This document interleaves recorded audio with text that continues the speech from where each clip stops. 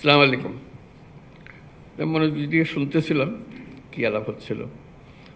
তার মধ্যে একটা জিনিস আমাকে খুব স্ট্রাইক করলো, শুরুতে উল্লেখ করা হয়েছে, এটা ঐতিহাসিক একটা সম্মেলন। আমার খুব কৌতূহল হলো ঐতিহাসিক কেন হলো এটা।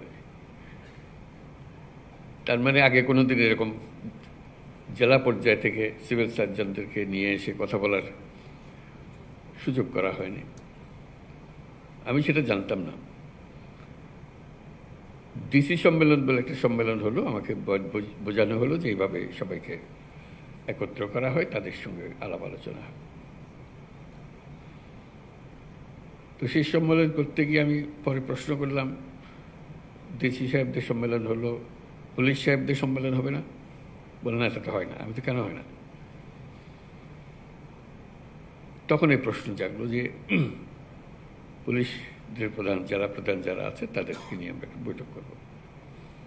তো সেটা করতে গিয়ে তো স্বাস্থ্যদের কথা জিজ্ঞেস, স্বাস্থ্যের হয় না? বলে না, তাও হয় না। আমি বললাম যে হোক, তাদের সঙ্গে দেখা সাক্ষাৎ না হলে আমরা কি